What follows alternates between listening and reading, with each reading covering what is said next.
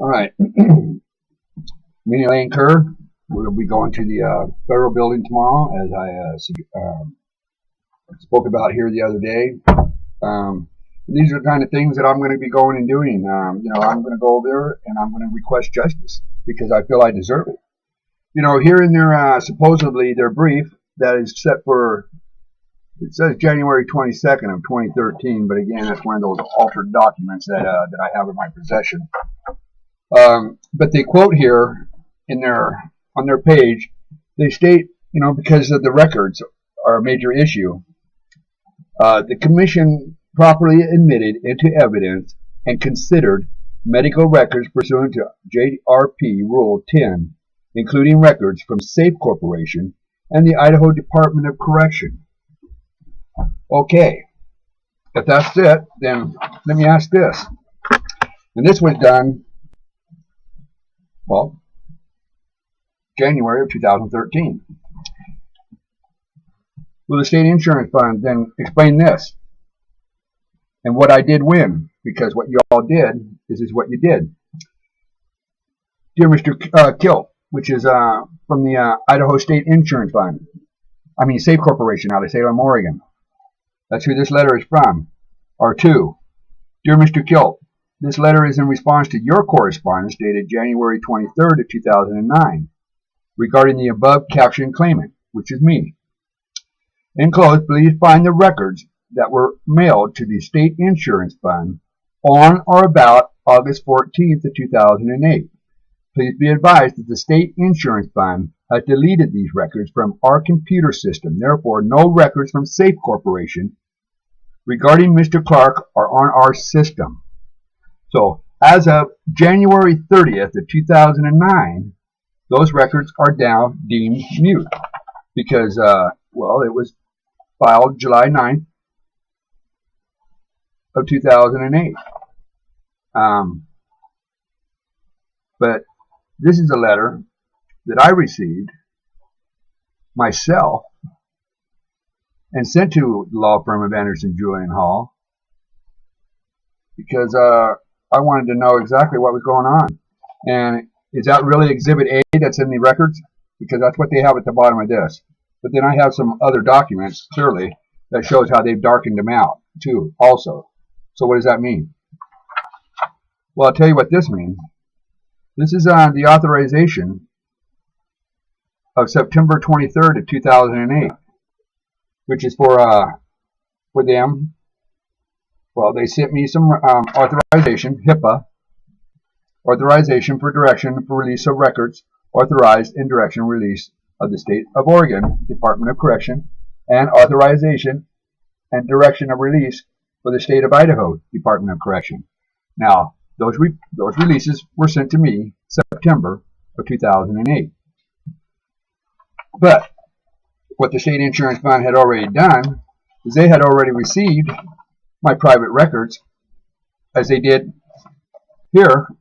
And if you look at videos of earlier videos, I've shown where clearly they had already received my medical records. And I also have a filing out there in which, of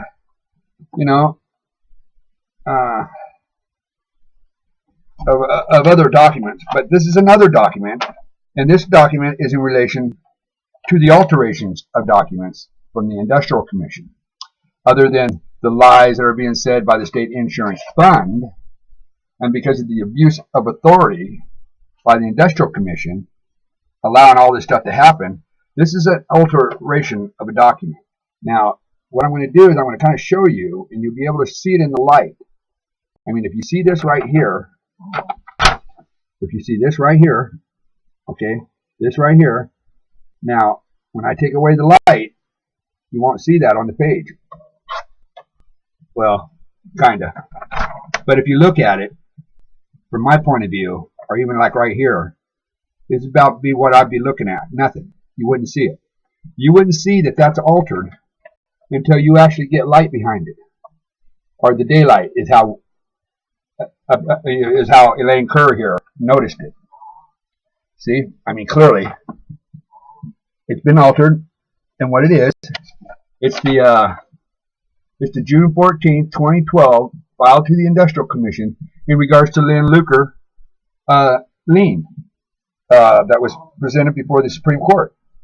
So again, and it was before August 1st, from when I was not allowed to file anything more before the Industrial Commission, based upon, I guess I was getting too close.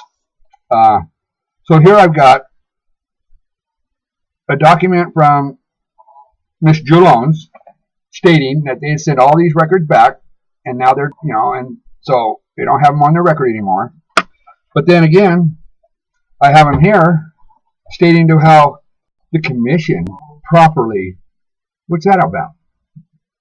You weren't going to be able to get these now until because they were a part of our discussion in regards to a phone conference that we had, that now that you have received them fraudulently and they had been sent back, the only way that you can now receive these documents is by subpoena.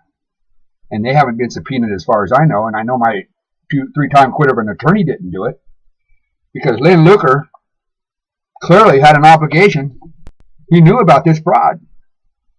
He knew that Joulons had committed fraud on August 1st, 7th, and the 11th of 2008 when he took over my claim. As a matter of fact, they do talk about how, I had this attorney that, he didn't even call Sandy Basket, which is part of my complaint, because how was Carol Garland and Sandy Basket able to get me back to work without seeing a doctor? Now, here I have an order from the commission on June 3rd of 2008. On June 2nd, 2009, claimant filed documents entitled a motion to move forward to the Idaho Supreme Court of Appeal, an order on motion to allow facts and documents to be put on the record that are relevant to the outcome of my case. The referee reviewed claimant's file and being fully advised in the premises. It is hereby ordered that claimant's motion, as named above, is denied. If claimant intends is for his case to move forward and to be heard, he shall comply with the commission's order entered February 6, 2009. Upon proof of compliance, this case may be set for hearing on all issues outstanding. Further, if claimant does not apply with the prior order, sanction may be imposed up to and including immediate dismissal with prejudice of claimant's claim. Now, if you go back up, they're going to talk about it's my complaint. Now, is it my complaint or is it my claim that's going to be dismissed? Okay, so it is hereby certified on the 3rd day of June of 2009, a true and correct copy of the order claimant's motion to move forward were served by regular U.S. mail. But now, if you also look at this, it's darkened. It's darkened in an area there where, it's not supposed to be. Because, again, this document's been altered and something's been written over the top of that. Now, also, and then, and a stipulation before the Industrial Commission, because this is my letter, because it's my my fax document of it. Okay, before the Industrial Commission, because I filed it November 15th of 2009, before the Industrial Commission of the State of Idaho. IC 200-013505. I, James Clark, the injured worker, as of November 15, 2009, has fully complied to the Commission's order by signing all medical release forms that has been asked of me, so I can move forward for what I am entitled to under the Workers' Compensation Act. Thank you for your time. Now, this was done on 11/16. Now, I also signed my medical releases on that day, finally, the two of them. The two of them which were in regards to the Idaho Department of Correction and the Oregon Department of Correction, which, I finally signed. But again, they'd already received them. So I felt, why do I need to sign any medical releases? Let's move on. They've already got them. I've never denied them access to my to the people that were doing my injury on my arm. But now let's get to some other issues here, and another reason why I'm going to go and ask for justice, because I'm not going to get it out of Idaho, is because, number one, also in their findings of facts and conclusions of law, they've stated that I fired this attorney, Roger Brown. If you look up the findings of facts and conclusions of law, I had fired this, but I didn't fire him. So again, the commission's findings of facts and conclusions of law are not held with substantial evidence. Also, I was denied to move forward because, they're saying that I've shown no proof or compliant. Well, to me, because the state insurance fund had committed fraud, got my medical records without my authorization, took those records, sent them to other medical providers without allowing me to argue what was relevant and not relevant, to be sent to other medical providers to review in regard to my arm. Some things are out there that shouldn't be out there. So I am going to be seeking damages. And I've been reading up a lot lately, and but now again, here we are, Mr. Lynn Luker, who quit on me. You quitter. Under the attorney thing, that we did have a little hearing on, that Associated Press, I believe, is the one that hooked our phone up. That was recorded, because I mentioned to them that it was being recorded. And if you'd like to also review a previous video here about a month ago, you will also see the hearing that I had over the phone, which I wanted in person, which clearly I had a right to have under the rule in which I was entitled to. Yeah. So I had a right to ask him in person. I was denied, but that's another issue coming up. Now, Lynn Luker was paid some money in regards to a lien that I know that I didn't do. And if you look at the records as a whole, you can see where he's trying to cover up and trying to play possum about how when he actually filed his lien, that he didn't file it until after he came back, after he quit. So, but you see, he wasn't calling anybody. Because look, right here, notice of intent to take post-deposition of examination of J. Harris Whitcomb. That's my counselor. Now, if you noticed, this was put together. I mean, was my attorney going to call anybody? This was done on November. In November, they don't put the dates, but that's because they're fraudulently doing things in regards to the record each time that I say something. But I don't care. But this is in relation to dated this 8th day of November of 2010, prior to Lynn Luker quitting, and prior to my hearing.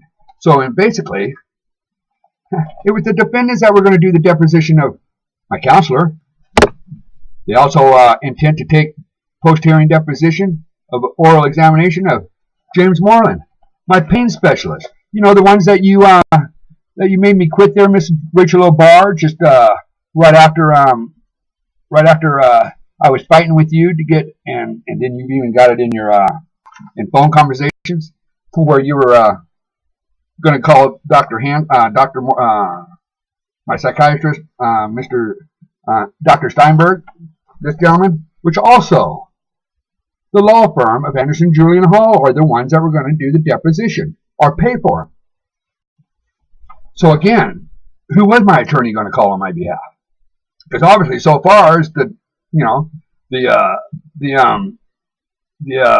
defendants, Crybaby Food, and their crooked attorneys who took advantage of me in all this writing, clearly my attorney wasn't going to do nothing. Because who did do the deposition of my surgeon?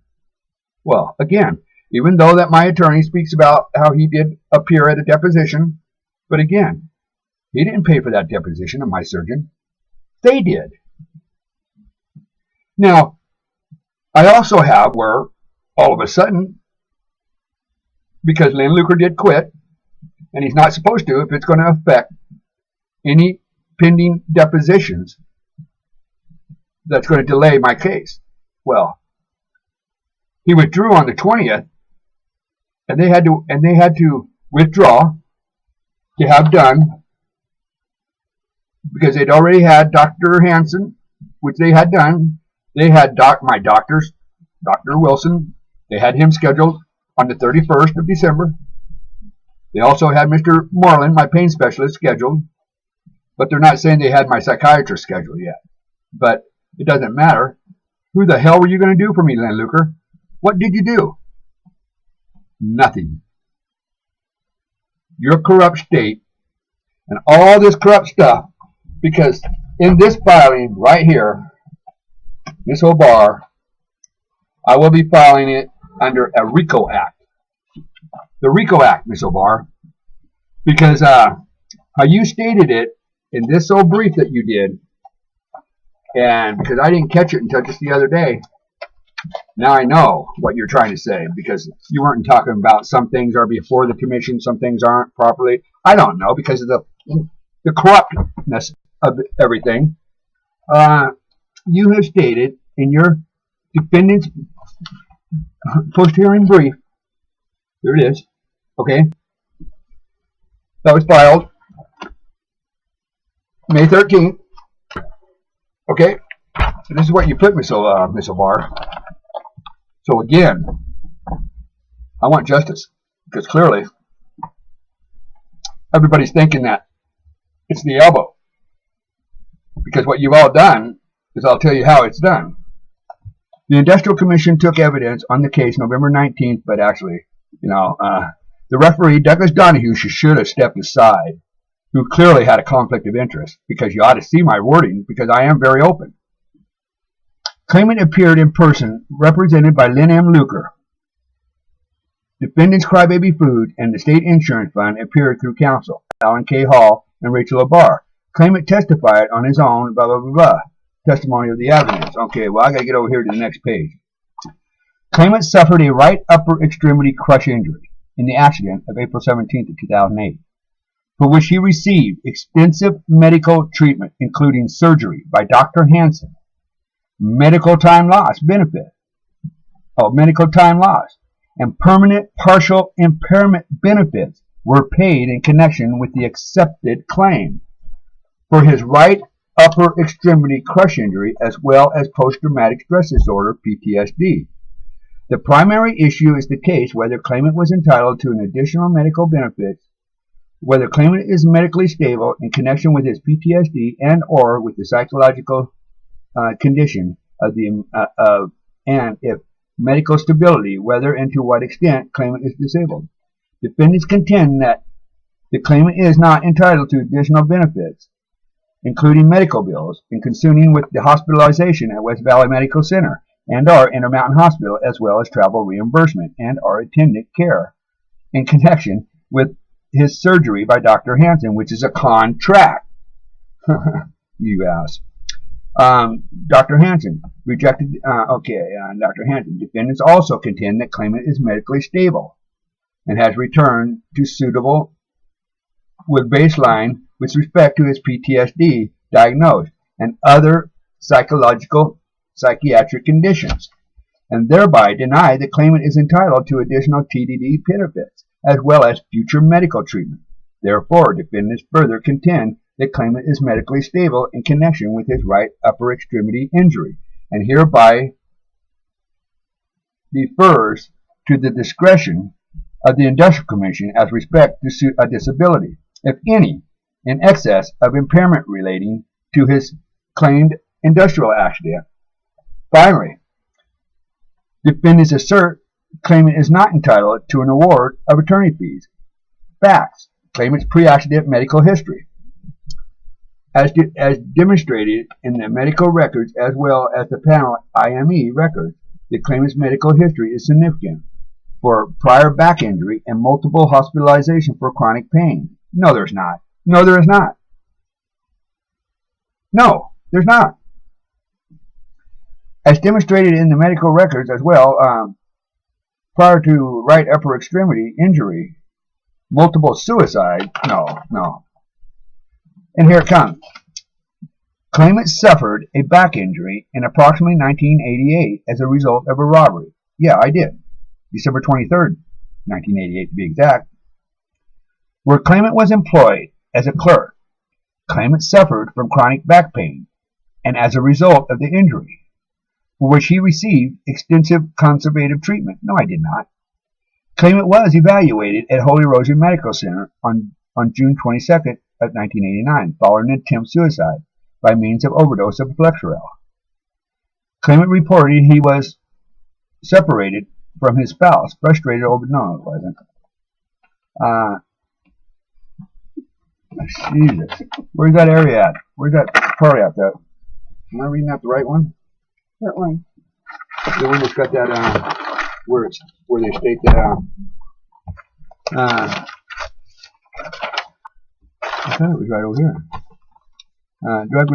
Claimant was incarcerated by the Idaho Department of Correction. Let's see, died. Year due to disability due to a related charge prior to July. Holy Rosary overdose of blood flow, spouse frustrated over background overdose. Claimant was admitted to Holy Rosary. Claimant suffered a back injury.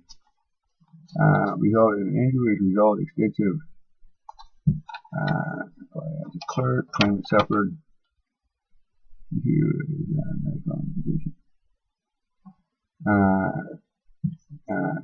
The primary issue in this case are whether claimant is entitled to additional medical benefits, whether claimant is medically stable, in connection extensive along the permanent and upper right extremely crushing injury, as well as that one section where she had stated the about the incision of the elbow.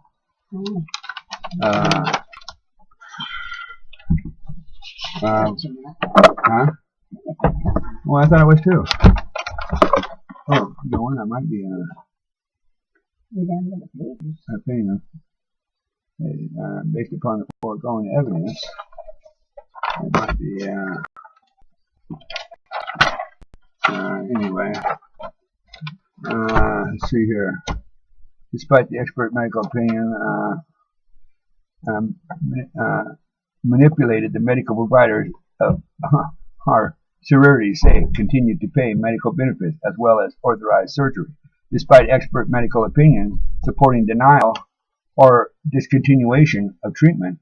Furthermore, state insurance fund continued to pay for treatment at Lifeways, despite Dr. Beaver's opinion that treatment is no longer related to claimant's industrial condition.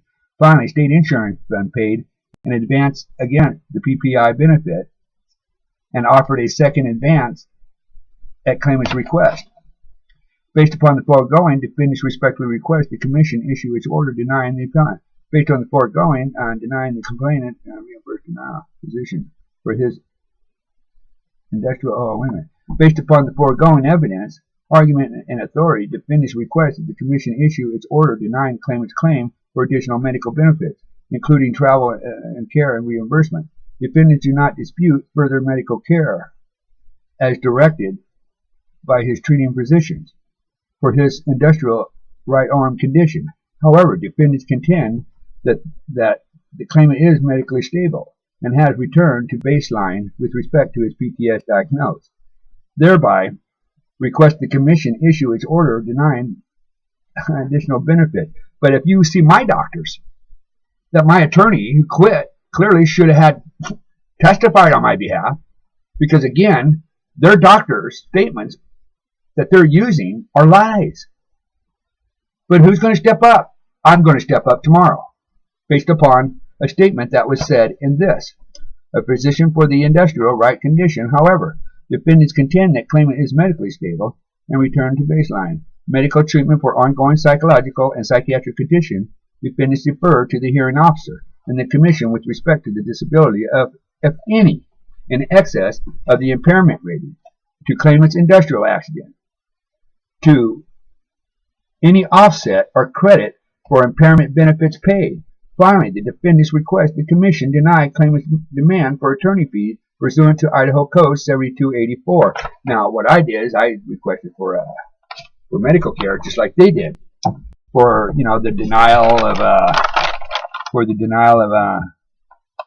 of the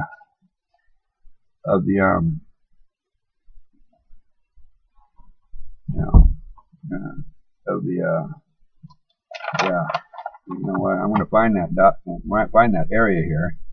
This is your case, or where the claimant is entitled. Time loss benefit pursuant to the impairment benefits were paid in connection with the accepted claim for his right upper extremity crush injury, as well as post-traumatic stress disorder. The primary issue in the case are whether the claimant is entitled and condition stable, whether to the extent the entitlement to defendants contend that the claimant is not entitled to additional benefits as well as travel respect. Therefore, you see, claimant suffered extremity crush injury and acceptance for which he received extensive medical treatment, including surgery, but by Dr. Hansen's medical time loss and permanent impairment rating. Benefits were paid in conclusion with the accepted claim for his right upper extremity. But in the findings of facts and conclusions of law, they're stating that I'm not entitled to any money between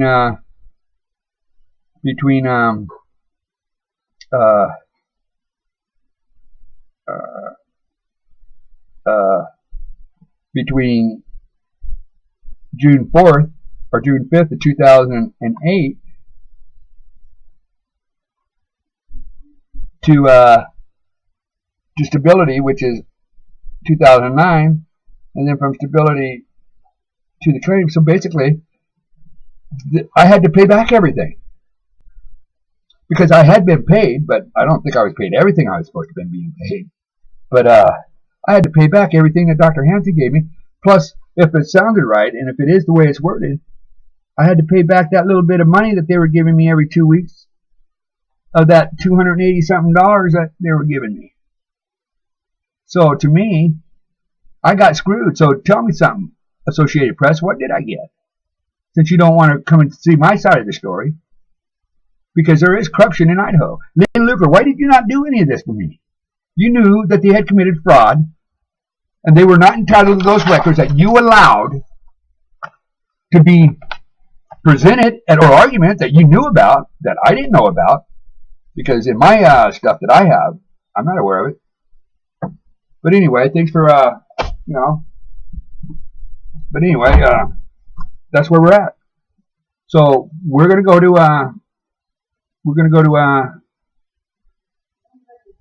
to the federal building tomorrow. Thanks a lot for being in there. So, that's how we are right now. We're in kind of feuding too because of your goddamn fucking shit. So I'll be over there tomorrow. You have a good day.